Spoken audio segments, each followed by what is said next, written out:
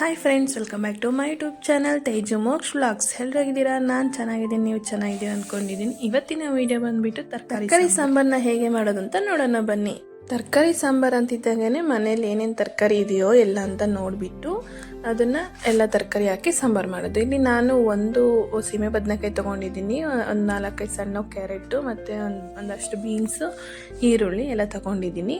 ಅದನ್ನು ಎಲ್ಲ ಚೆನ್ನಾಗಿ ಎರ್ಕೊಂಡು ಅದೇ ಸಿಪ್ಪೆಲ್ಲ ತೆಗೆದುಬಿಟ್ಟು ಹಚ್ಚಿಟ್ಕೋಬೇಕು. ಇಲ್ಲಿ ನಾನು ಡೈರೆಕ್ಟ್ ಕುಕ್ಕರಲ್ಲೇ ಮಾಡಿಬಿಡ್ತಾ ಇದ್ದೀನಿ, ಬೇಯಿಸ್ಬಿಟ್ಟು ಸಪ್ರೇಟಾಗಿ ಒಗ್ಗರಣೆ ಹಾಕ್ತಿಲ್ಲ. ಹಾಗಾಗಿ ಡೈರೆಕ್ಟ್ ಕುಕ್ಕರ್ ಇಟ್ಬಿಟ್ಟು ಒಗ್ಗರಣೆಗಂತ ಎರಡು ಸ್ಪೂನ್ ಆಗೋಷ್ಟು ಆಯಿಲ್, ಸಾಸಿವೆ, ಜೀರಿಗೆ ಹಾಕಿಬಿಟ್ಟು ಮತ್ತು ಇಲ್ಲಿ ಹಸಿ ಕರಿಬೇವು ಹಾಕಬೇಕಿತ್ತು, ಇಲ್ಲ ನಮ್ಮ ಮನೇಲಿ, ಹಾಗಾಗಿ ಹಾಕಿರಲಿಲ್ಲ.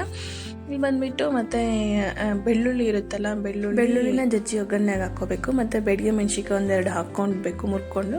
ಮತ್ತು ಇಲ್ಲಿ ಸಣ್ಣದಾಗಿ ಹಚ್ಚಿರೋ ಅಂತ ಈರುಳ್ಳಿ ಹಾಕಿದ್ದೀನಿ. ಅದಾದಮೇಲೆ ಸ್ವಲ್ಪ ಹೊತ್ತು ಬಾಡಿಸ್ಬಿಟ್ಟು ಕ್ಯಾರೆಟು, ಬೀನ್ಸು ತರಕಾರಿ ಸಾಂಬಾರಿಗೆ ಹೇಗೆ ಹಚ್ಚುತ್ತೀವೋ ಹಾಗೆ ಹಚ್ಕೊಂಡು, ಇಲ್ಲಿ ನಾನು ಕ್ಯಾರೆಟು ಬೀನ್ಸ್ ಬಂದುಬಿಟ್ಟು ಉದ್ದುದ್ದಕ್ಕೆ ಹಚ್ಕೊಂಡಿದ್ದೀನಿ. ಫಸ್ಟು ಕ್ಯಾರೆಟು ಬೀನ್ಸ್ ಹಾಕಿಬಿಟ್ಟು ಒಗ್ಗರಣೆಗೆ ಈ ರೀತಿ ಮಿಕ್ಸ್ ಮಾಡ್ಕೋಬೇಕು. ಸ್ವಲ್ಪ ಹೊತ್ತು ಬಿಟ್ಬಿಡ್ಬೇಕು. ಕ್ಯಾರೆಟು ಬೀನ್ಸ್ ಸ್ವಲ್ಪ ಮೆತ್ತಗಾಗೋವರೆಗೂ, ಮೆತ್ತಗಂದರೆ ಸ್ವಲ್ಪ ಹಿಂಗೆ ಒಗ್ಗರಣೆಗೆ ಬಿಟ್ಬಿಡ್ಬೇಕು ಎಣ್ಣೆಯಲ್ಲಿ.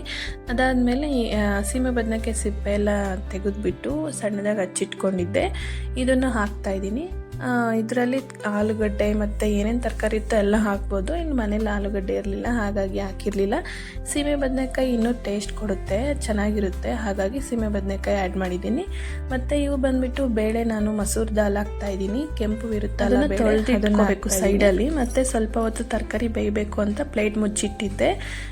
ಸ್ವಲ್ಪ ಹಿಂಗೆ ಚೌಟಲ್ಲಿ ಈ ರೀತಿ ಮಿಕ್ಸ್ ಮಾಡಿಕೊಂಡು, ಇವಾಗ ನಾವು ಏನು ಬೇಳೆ ತೊಳ್ಕೊಂಡಿರ್ತೀವಲ್ಲ ಅದನ್ನು ಆ್ಯಡ್ ಮಾಡಿಕೊಂಡು ಚೌಟಲ್ಲಿ ಈ ರೀತಿ ಮಿಕ್ಸ್ ಮಾಡ್ಕೋಬೇಕು, ಕೆಳಗು ಮೇಲಕ್ಕೆ ಎಲ್ಲ ಮಿಕ್ಸ್ ಆಗಂಗೆ.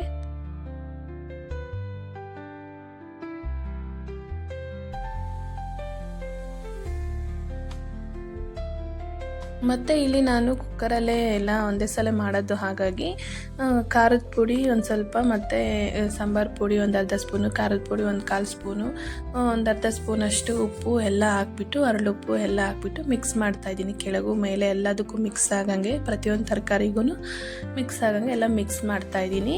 ಅದಾದಮೇಲೆ ಹಸೆಕಾಯಿ ತುರಿ ತುರ್ಕೊಂಡಿರ್ತೀವಲ್ಲ, ಆ ಹಸೆಕಾಯಿ ತುರಿನೂ ಆ್ಯಡ್ ಮಾಡ್ತಾಯಿದ್ದೀನಿ. ಎಲ್ಲ ಒಂದೇ ಸಲ ಹಾಕಿಬಿಟ್ಟು ಈ ರೀತಿ ಮಿಕ್ಸ್ ಮಾಡಿಕೊಂಡು, ಇಲ್ಲಿ 2 ಗ್ಲಾಸ್ ಆಗೋಷ್ಟು ನೀರು ಆ್ಯಡ್ ಮಾಡಿಬಿಟ್ಟು ಕುಕ್ಕರ್ ಲಿಡ್ನ ಮುಚ್ಚಿಬಿಡೋದು. ಒಬ್ಬೊಬ್ರು ಹೆಂಗೆ ಮಾಡ್ತಾರೆ ಅಂದರೆ ತರಕಾರಿ ಎಲ್ಲ ಬೇಯಿಸ್ಕೊಂಬಿಟ್ಟು ಒಗ್ಗರಣೆ ಮತ್ತು ಬೇಯಿಸಾದ್ಮೇಲೆ ಒಗ್ಗರಣೆ ಹಾಕ್ತಾರೆ. ನಾನಿಲ್ಲಿ ಬಂದುಬಿಟ್ಟು ಫಸ್ಟೇ ಒಗ್ಗರಣೆ ಹಾಕಿಬಿಟ್ಟು ತರಕಾರಿ ಎಲ್ಲ ಹಾಕಿ ಕುಕ್ಕರ್ನ ಮುಚ್ಚಿಬಿಟ್ಟು ಕೂಗಿಸಿ ಆ ಥರನೂ ಮಾಡ್ತೀನಿ, ಈ ಥರನೂ ಮಾಡ್ತೀನಿ. ಈ ಥರ ಮಾಡಿದ್ರೆ ಇನ್ನೂ ಟೇಸ್ಟ್ ಇರುತ್ತೆ.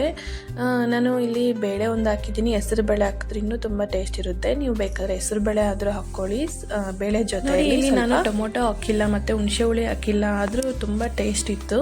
ನಿಮಗೆ ಬೇಕು ಅಂದರೆ ಟೊಮೊಟೊ ಹಾಕ್ಕೊಳ್ರಿ, ಇಲ್ಲ ಅಂದರೆ ಹುಣಸೆ ಹುಳಿ ಆದರೂ ಹಿಂಡ್ಕೋಬೇಕು. ನಾನಿಲ್ಲಿ ಏನೂ ಹಾಕಿಲ್ಲ, ಆದರೂ ತುಂಬ ಚೆನ್ನಾಗಿತ್ತು. ಇಲ್ಲಿ ಕುಕ್ಕರ್ ಲಿಡ್ ಮುಚ್ಚಿಬಿಟ್ಟೆ ಒಂದು 2 ವಿಸಿಲ್ ಬರೋವರೆಗೂ ಕಾಯಬೇಕು. 2 ವಿಸಿಲ್ ಬಂದಾದಮೇಲೆ ಕುಕ್ಕರ್ ತಣ್ಣಗಾದ್ಮೇಲೆ ಓಪನ್ ಮಾಡಬೇಕು. ಓಪನ್ ಆದಮೇಲೆ ಈ ರೀತಿ ಇರುತ್ತೆ. ಇದನ್ನು ಮಿಕ್ಸ್ ಮಾಡ್ಕೋಬೇಕು. ಬಿಸಿ ಸಾಂಬಾರು ಹಾಕ್ಕೊಂಡು ತುಪ್ಪ ಹಾಕ್ಕೊಂಡು ತಿಂದರೆ ತುಂಬ ಟೇಸ್ಟ್ ಇರುತ್ತೆ. ಇಲ್ಲಿ ಸೀಮೆ ಬದನೆಕಾಯಿ ಹಾಕಿರೋದ್ರಿಂದ ಇನ್ನೂ ಟೇಸ್ಟ್ ಇರುತ್ತೆ. ನೀವು ಮನೇಲಿ ಒಂದ್ಸಲ ಟ್ರೈ ಮಾಡಿ, ಹೇಗೆ ಬಂದಿದೆ ಅಂತ ಕಾಮೆಂಟ್ ಬಾಕ್ಸಲ್ಲಿ ತಿಳಿಸಿ. ಯಾರಿಗೆಲ್ಲ ಈ ವಿಡಿಯೋ ಇಷ್ಟ ಆಗಿದೆಯೋ ಶೇರ್ ಮಾಡಿ, ಲೈಕ್ ಮಾಡಿ. ಇನ್ನೂ ನನ್ನ ಚಾನಲ್ನ ಸಬ್ಸ್ಕ್ರೈಬ್ ಮಾಡ್ಕೊಂಡಿದ್ದೇನೆ, ಸಬ್ಸ್ಕ್ರೈಬ್ ಮಾಡ್ಕೊಳ್ಳಿ. Thank you for watching. Next ವಿಡಿಯೋದಲ್ಲಿ ಸಿಗ್ತೀನಿ. ಅಲ್ಲಿವರೆಗೂ ಸ್ಟೇ ಟ್ಯೂನ್. ಟಾಟಾ, ಬಾಯ್.